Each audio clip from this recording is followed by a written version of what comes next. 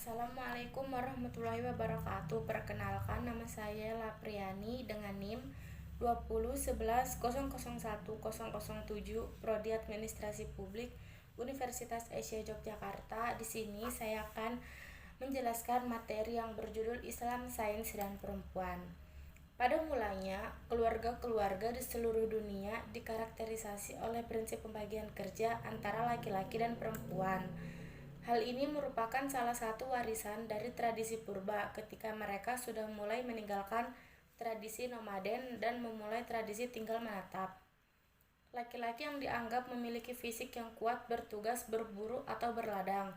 Kelak di kemudian hari, bidang yang ditekuni oleh para lelaki ini disebut sebagai ranah publik. Perempuan yang dianggap memiliki fisik yang lebih lemah bertugas untuk memasak makanan hasil buruan atau berladang di rumah. Kelak di kemudian hari, wilayah kerja para perempuan ini disebut ramah domestik. Konstruksi ini berlangsung selama ratusan generasi, sehingga turut mengkonstruksi kebudayaan dalam sejarah manusia, bahkan turut dilegitimasi oleh agama. Pada zaman Yunani, perempuan menempati posisi marginal dan inferior karena mereka dianggap sebagai makhluk tak rasional. Oleh karena itu, tugas perempuan hanya di rumah untuk menyelesaikan tugas-tugas domestik yang dianggap tak membutuhkan rasionalis tinggi, seperti memasak, mencuci, melayani suami, membersihkan rumah, dan lain-lain. Beberapa abad berikutnya, para perempuan Eropa kuno juga mengalami nasib serupa yang diwariskan dari tradisi leluhurnya. Sampai abad ke-18, perempuan Eropa tidak boleh sekolah, tidak bisa mendapat upah yang sama dengan laki-laki, tidak boleh menentukan nasibnya sendiri, hingga pada kajian filsafat yang selalu didominasi laki-laki. Hal yang sama juga terjadi di Nusantara. Dalam budaya Jawa misalnya, domestikasi perempuan dikonstruksi melalui berbagai instrumen budaya seperti penamaan, pranata sosial, konstruksi filosofis, dan lain-lain. Dalam pranata sosial masyarakat Jawa misalnya, wilayah kerja perempuan ialah 3R, yaitu dapur, sumur, kasur, atau 3M, masak, maca, mana. Semuanya merupakan wilayah domestik atau dalam rumah, sehingga hal ini disebut domestikasi. Domestikasi ini menjadikan perempuan mendalami berbagai keterampilan rumahan seperti memasak, menjahit, membatik, berhias, mendidik anak, dan lain-lain. Perempuan yang tak memiliki berbagai keterampilan di atas akan dicibir sebagai perempuan berkualitas rendah, terutama keahlian dalam memasak. Di sisi lain, kaum lelaki yang sejak awal bergerak di ranah publik mengakumulasikan sejumlah kapital sehingga mereka menjadi lebih berkuasa daripada perempuan dan membangun budaya patriarki. Kemudian hal tersebut membangun struktur feodalisme masyarakat yang salah satunya bertumpu pada budaya patriarkis. Kemudian disinilah perempuan menjadi semakin tertinggal. Sains dengan cepat menjadi kapital yang bisa diandalkan untuk meraih kapital lain yang lebih besar seperti ekonomi, politik, atau kekuasaan sosial, dan lain-lain. Kesadaran tentang ketidakadilan terhadap perempuan muncul pertama kali pada tahun 1792 di Inggris melalui sebuah buku. Kemudian kesadaran kritis ini menginspirasi munculnya gerakan perempuan yang semakin menyebar ke seluruh dunia selama beberapa abad berikutnya. Meskipun demikian, tidak semua gerakan perempuan berakar dari pemikiran Eropa.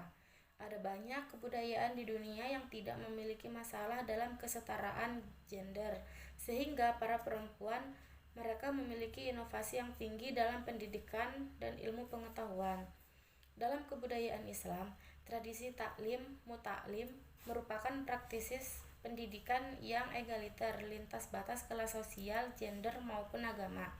Hal ini menjadikan banyak perempuan di dunia Islam justru menjadi pelopor pendidikan.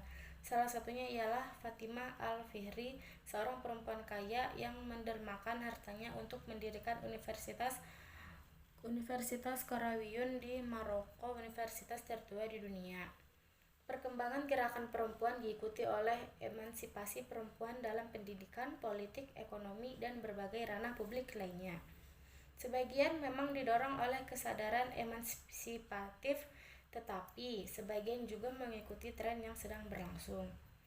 Saat ini perempuan mewakili hampir separuh penduduk bumi, 49,6% pada tahun 2019. Kemudian di Indonesia menurut sensus penduduk 2020, rasio jenis kelamin adalah 1,2 dari 270,2 juta jiwa.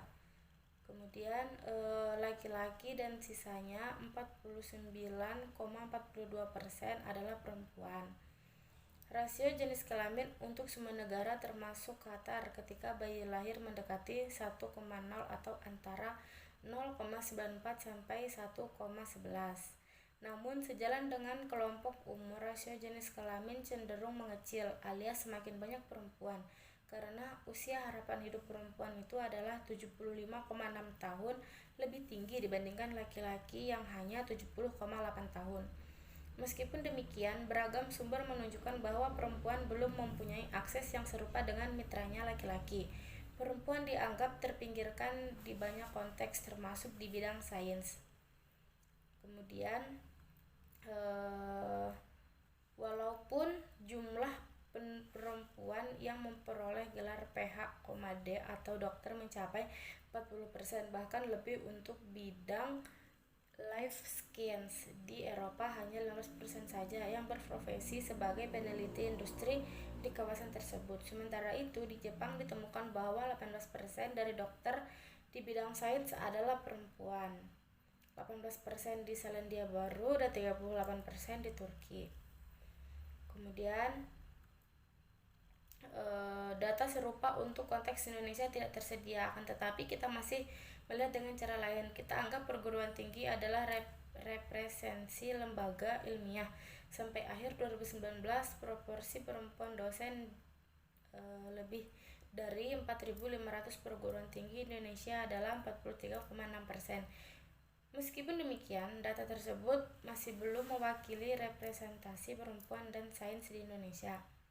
Terlepas dari beragam intervensi yang muncul, nampaknya tidak sulit untuk bersepakat bahwa peran perempuan dalam pengembangan sains sangat penting dan tidak mungkin diabaikan. Hal ini juga mengidentifikasi ada ruang akses yang serupa di pendidikan tinggi. Data dari Kementerian Pendidikan dan Kebudayaan mengonfirmasi hal-hal ini. Proporsi mahasiswa perempuan di Indonesia adalah 51,2%. Meski lagi-lagi sebenarnya bisa beragam antar wilayah dan antar disiplin. Setiap perempuan harus optimis bahwa mereka bisa meraih kesetaraan bersama kaum laki-laki. Kembangkan analisismu tentang meningkatkan partisipasi perempuan dan menggunakan pendekatan Bayani, Burhani, dan Irfani. Sekian penjelasan dari saya. Jika ada kurangnya mohon dimaafkan. Wabillahi taufiq wal hidayah. Wassalamualaikum warahmatullahi wabarakatuh.